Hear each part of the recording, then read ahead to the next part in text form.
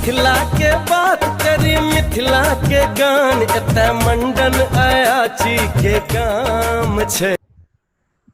प्रणाम सब लोगन के। आई मैथिली कांक्षा मंच के तरफ से हम प्रगति हम जानकी देवी मेमोरियल कॉलेज दिल्ली विश्वविद्यालय से पॉलिटिकल साइंस ऑनर्स कर रहल छी। आर हमर संगे छथिन अंशुमन जी। अंशुमन जी अखन मास्टर्स कर रहल छथिन इकोनॉमिक्स में दिल्ली विश्वविद्यालय से मैथ्स ऑनर्स केने छथिन। आई हम सब अहाँक समक्ष भदवारी संवादक नामे एकटा लेक्चर सीरीज के श्रृंखला में दोसर विषय मैथिली एंड यूथ पर चर्चा करब।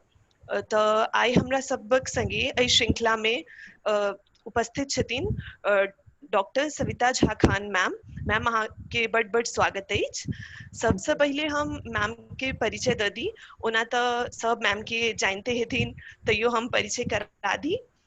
मैम जवाहरलाल नेहरू विश्वविद्यालय से विमेन स्टडीज में पीएचडी केने छथिन। मैम दिल्ली विश्वविद्यालय में पिछला 13 वर्ष से हिस्ट्री के प्रोफेसर के पद पर कार्यरत छथिन। मैम मधुबनी लिटरेचर फेस्टिवल के आरंभ केने छथिन। मैम मैथिली मचानक संस्थापक सेहो छथिन। मैम अहाँ मैथिली के बढ़ावा में दिन रात लागल छी। अहाँ हमरा सबके लेल एकटा प्रेरणा स्रोत छी।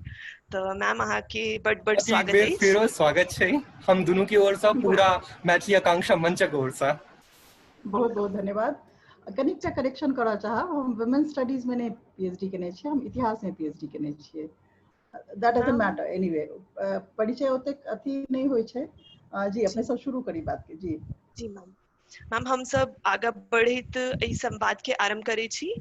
मैम जेना कि संवादक विषय अछि मैथिली एंड यूथ, त पहिल प्रश्न हमर मन में अछि कि एकटा व्यक्ति के जीवन में मातृभाषा की महत्व अछि? प्रश्न अहाँके बहुत गंभीर अछि, बहुत गंभीर अछि। और एकर एकटा हम खिस्सा से शुरू करब। एकर एना हम उत्तर देब जे व्यक्ति के जीवन में मातृभाषा के की इम्पोर्टेंस छै। एकर तऽ बहुत स्तर पर एकर उत्तर छै। ओकर पॉलिटिकल इम्पोर्टेंस छै, ओकर सामाजिक इम्पोर्टेंस छै, ओकर कल्चरल इम्पोर्टेंस छै।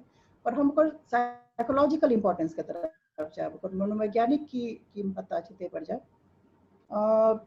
जहन हिटलर के शासन रहे, जहन पूरा जर्मनी में जे छै से नाजीवाद के फैलल रहे, तो कैंप्स होइत रहे, कैंप्स भेल करैत रहे हिटलर के। तो ओहिमें जे छै से सबसे बेसी जे जहन वो खत्म भेलै, हिटलर के कैंप्स जहन टूटले, तो सबसे पैघ जे समस्या उभरले, वो समस्या उभरले जे लोग के मनोवैज्ञानिक रोग जे छै से बहुत भ गेलै। जे कैंप में रहले वो सब मनोवैज्ञानिक तौर पर जे छै से मानसिक रोगी बनि निकल रहे ओतऽ से। नेचुरली जे तरह के कंडीशंस में राखल जाइ छलै, ओ लाजमी छलै। तऽ बात आब ई भेलै जे ओकर सबके मनोवैज्ञानिक चिकित्सा केना कयल जाय। ओकर जे काट निकललै ओ इएह निकललै जे अगर अहाँ केकरो मनोवैज्ञानिक रोगी से अगर अहाँ ओकर भाषा में बजै छियै, ओकर मातृभाषा में बाजै छियै अगर अहाँ, तो ओकर मानसिक चिकित्सा में जे छै से बहुत बेसी मदद भेट सकै छै। एंड ई एकटा एपिसोड, ई एकटा कारण कहि सकै छियै, या ई एकटा जे फैक्टर छै जे हम सब एहि एपिसोड से सीखै छियै, जे केना तकर बाद जे छै से बहुत लार्ज स्केल पर जे छै से मातृभाषा में शिक्षा जे छै। तैं अहाँ देखै छियै जे जर्मनी में जे जर्मन के जे ओते वाइड स्प्रेड यूज छै, नहीं तो इंग्लिश कर रहल होते अगर गोइंग बाय द जे पूरा यूरोप के, और यूरोप जतऽ जतऽ अपन उपनिवेश के स्थापित केलकै, अगर ओकर कल्चरल नॉर्म से देखल जाए तो अंग्रेजी रहते, लेकिन अंग्रेजी नहीं छै। की छै ओतऽ सबसे बेसी जे प्रेवलेंट जे लैंग्वेज छै, वो की छै? जर्मन छै।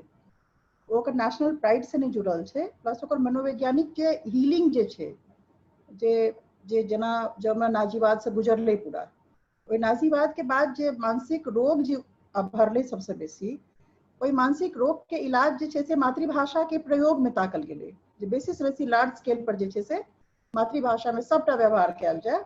और ताहिसँ जे छै से कतौ ने कतौ लोक के ई लागतै जे ओ अपन लाइफ, नेचुरल लाइफ जी रहल छै, वो अपन माय से नहीं कनेक्टेड छै। वो अम्बिलिकल कॉर्ड जे होइ छै, जे मातृभाषा के मातृभाषा क्या कहै छै, ओकर क्या इम्पोर्टेंस छै, कियाकि वो माय के भाषा छै। बहुत वेल नोन फैक्ट छै जे माय जे बाजै छै, एकटा सर्टेन एज तक ओकर एकटा कॉग्निशन में जहन कोनो चीज रजिस्टर करै छै, माय पहिल गुरु कहल जाइ छै।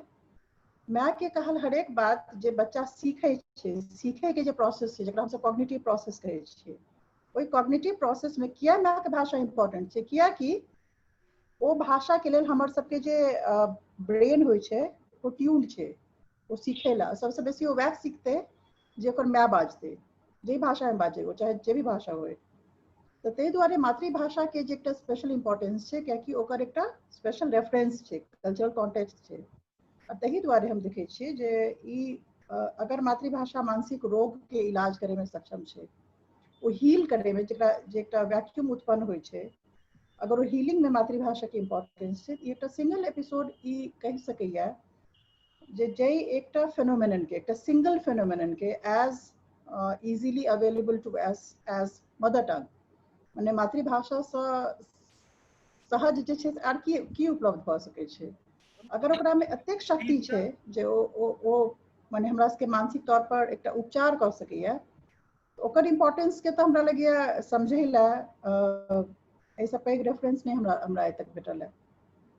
अहाँ के बात बड़ नीक, लेकिन एकटा प्रश्न छलै जे कि आइ काल्हिक जे बच्चा होइ छथिन, जेना कि जिनका जन्म शहर में भेलनि या विदेश में भेलनि, तो हुनका लेल मातृभाषा के मतलब की हेतै, मतलब जे अमेरिका में जन्म भेलखिन है, जकर जन्म भेलैया तकर लेल मतलब ओकर परिवेश अंग्रेजी के या हमर सबक हिंदी के या अन्य कोनो भाषा के परिवेश होइ छै, तो एहन स्थिति में हम सब मातृभाषा ककरा बुझी, मतलब मैथिली के बुझी आकि अन्य एकदम भाषा के?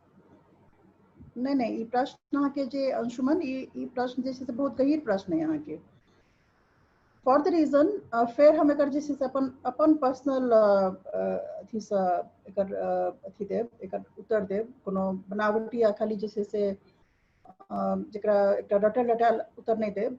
ई बहुत पैघ प्रश्न छै, कियाकि जहन कखनो हम अपन बच्चा सबके जे छै से एनफोर्स करे के चेष्टा करै छियनि, कियाकि ई एकटा सत्य छै, ई एकटा कोनो एकटा घर के एकटा सिंगल फैमिली के सत्य नहीं छै, जते भी माइग्रेटेड कम्युनिटी छै, कियाकि ई एकटा सच छै, बहुत पैघ सच छै जे अहाँ अपन नेचुरल इकोलॉजी में नहीं रह रहल छी, ह्यूज माइग्रेशन भेल छै, चाहे वो इंटरस्टेट भेल होय चाहे इंटरनेशनल भेल होय, तो माइग्रेशन मैथिल्स के बहुत बेसी भेल छै compare to other linguistic communities.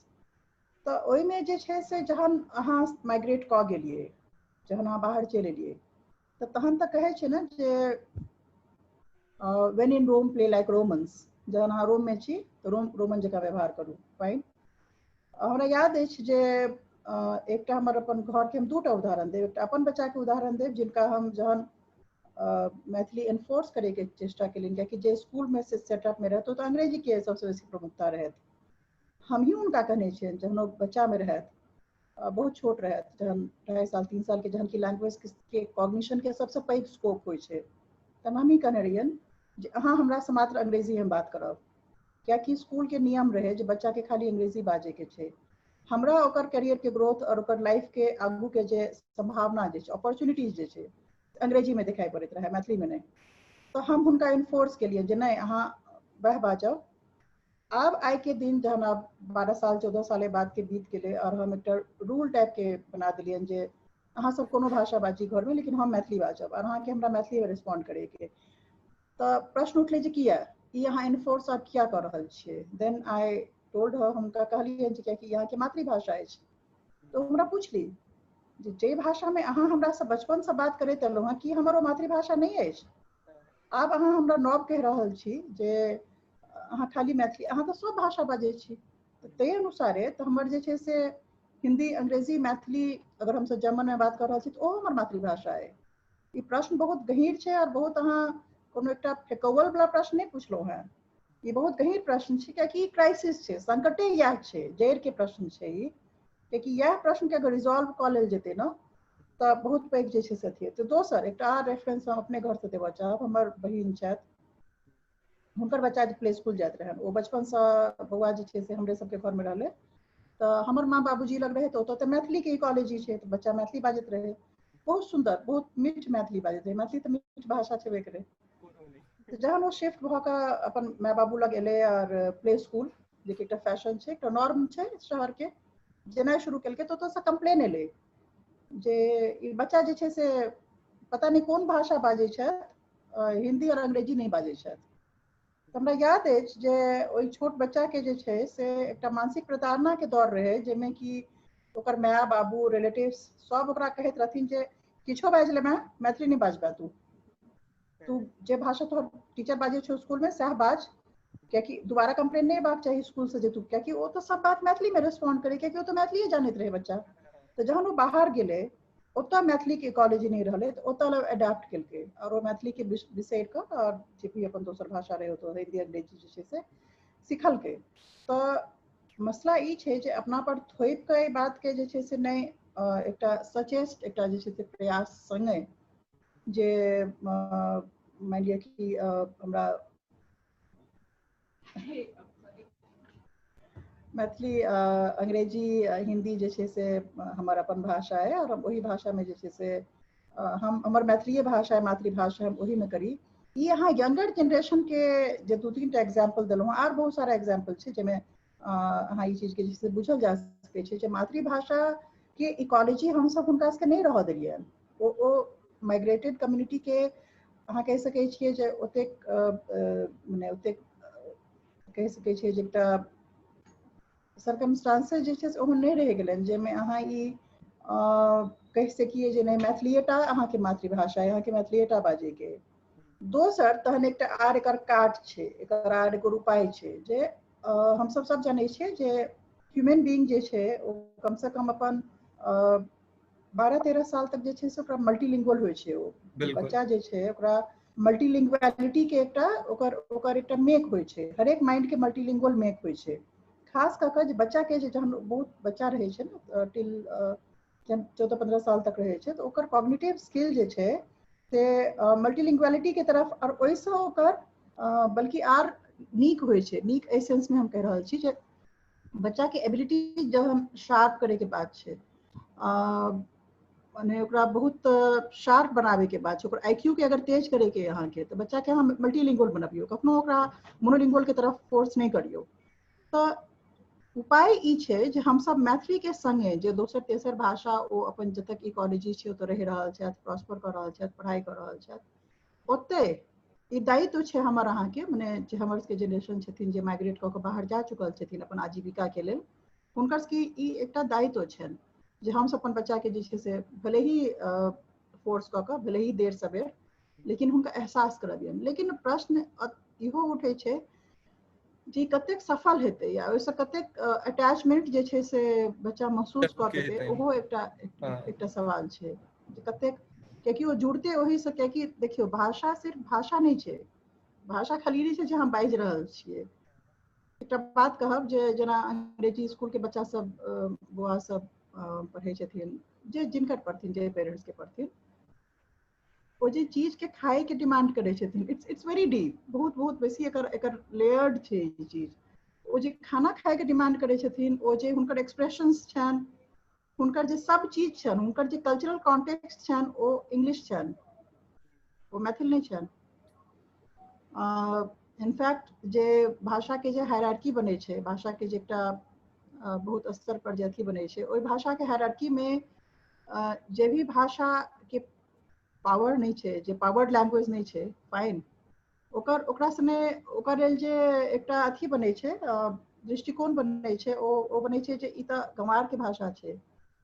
और इनफैक्ट माइग्रेटेड कम्युनिटीज के बीच में ई सच छै, ई सच छै, let's speak the truth the way it is, fine, ई सच छै जे मैथिली आब एकटा हमरा सबके जेनरेशन एकर बाद के जेनरेशन, अपन पंडित गोविंद झा ई बात कहने रहथिन, बहुत पैघ जे छै से भाषा वैज्ञानिक छथि, इनफैक्ट वैयाकरण छथि बहुत पैघ, हमरा सबके बीच में एखनो छथि ओ, हमर सबके सौभाग्य वीडियो हुनका मतलब बड़ छनि, देखने छियै हम सब। हाँ हाँ, नहीं पंडित गोविंद झा मने जे अथी से परंपरा से आबै छथि,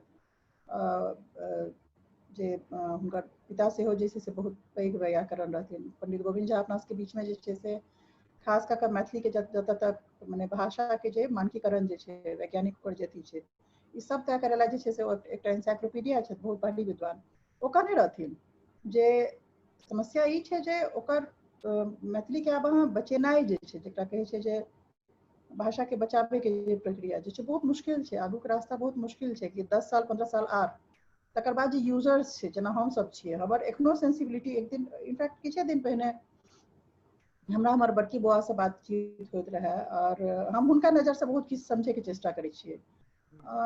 हमरा ई लागल जे हम हुनका कहलियनि जे हमरा और अहाँके बीच में गैप जे छै से बढ़ल जा रहल है।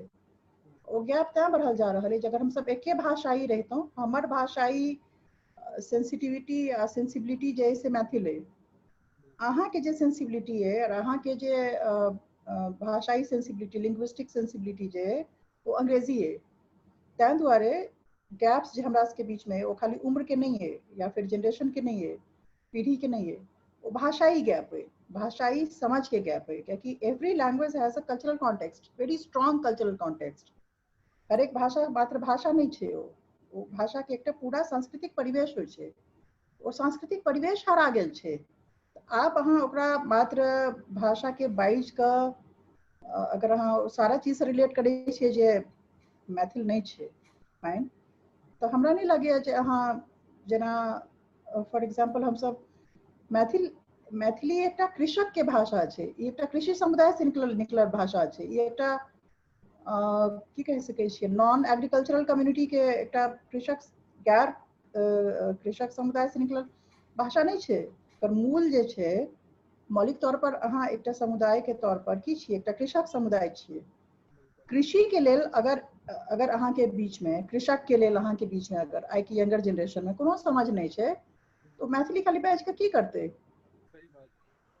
अगर अहाँ खेत के नहीं बुझे छियै, खरिहान के नहीं बुझे छियै, अहाँ अगर ओई संघर्ष के नहीं बुझे छियै, ओई सब तकलीफ के नहीं बुझे छियै, ओई सब टर्मिनोलॉजी के नहीं बुझे छियै जे कि अहाँ के जमीनी बनाबैया, बहुत बेसी जमीनी बनाबैया, अहाँ के संघर्ष के लेल तैयार करैया, तहन अहाँ मात्र मैथिली पढ़ि कऽ बाजि कऽ किछु बहुत बेसी अचीव नहीं कऽ लेबै।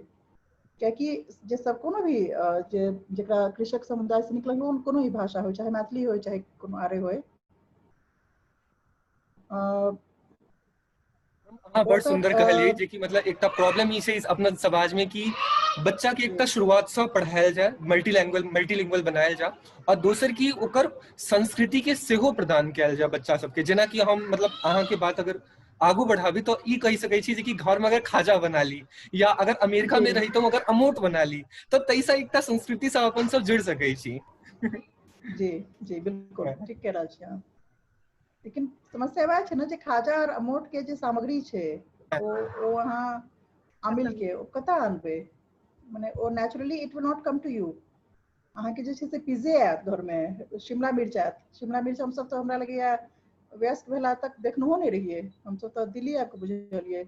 ओ जे रिफाइंड तेल हम तो दिल्ली आबि के बुझलिए जे घी और सरसों तेल के अलावो किछु होइ छे, तरकारी जे छे से बनै छे। इनफैक्ट चक्कू से तरकारी कटनाइ, हम तो हाँसू पर बैस के जे छलिए बैस के आराम से बैस के काटलो, सजमनि कते मही काटलू, ऐसा जे कुक के जे छे से विशेषज्ञता पता चले छलिए जो ओ सजमनि कते मही काटलथि है। ई अब अहाँ ई कल्चरल कॉन्टेक्स्ट कतऽ बैसेबै, चक्कू से सब्जी काट के अच्छा ओकरा अथी करबै फूड प्रोसेसर में आनबै सह ना, बट दैट हाँसू इज लॉस्ट। वो अहाँ के हाँसू जे छे से जमीन पर बैस के जे अहाँ सजमनि कटैत रही वो अहाँ के खत्म है।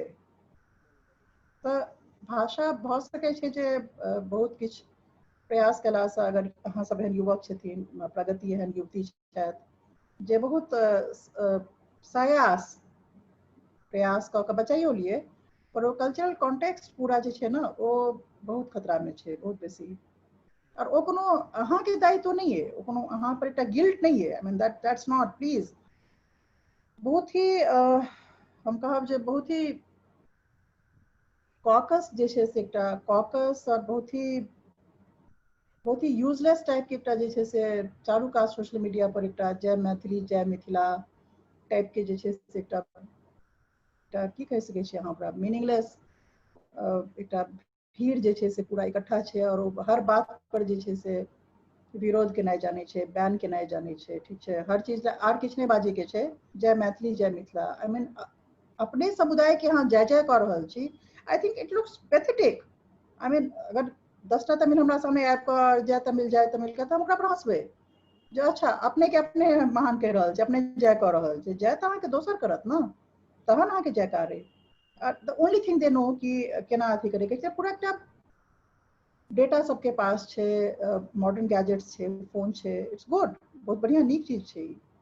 पर ओकर रेस्पॉन्स में जे अपन भाषा के लेल या अपन समुदाय के लेल जे एकटा अथी तैयार भ रहल छै, जतऽ अहाँ पर एकटा गिल्ट थोपे के प्रयास कयल जाइए जे just because you are speaking English, you are doing well academically or otherwise, और अहाँ मैथिली के सेवा नहीं कर रहल छियै किछ एहन टाइप के, तो अहाँ गिल्टी छियै एक्चुअली ओकर क्षरण ले अहाँ गिल्टी नहीं छियै। आशुतोष आ प्रगति के जनरेशन, दीक्षा के जनरेशन जे छै ओकर क्षरण ले दोषी नहीं छै। ई गिल्ट अहाँ के नहीं है। गिल्ट के स्ट्रक्चर बहुत पैघ छै, एकर त एकटा बहुत पैघ इकोनॉमिक स्ट्रक्चर छै, पॉलिटिकल स्ट्रक्चर छै, तेकर जिम्मेदारी अहाँ पर नहीं है। तेकर जिम्मेदारी अहाँ के पहिलका और ओहू से पहिलका जनरेशन पर छै। ते द्वारे जे छै से हमरा नहीं लागैया जे we are going in the right direction to resolve दिस।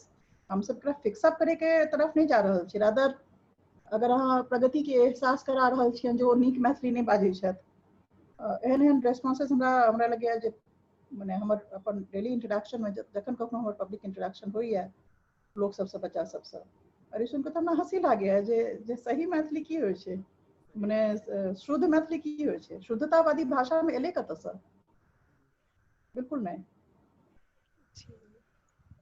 अपन मिथिला के गाथा महान छै।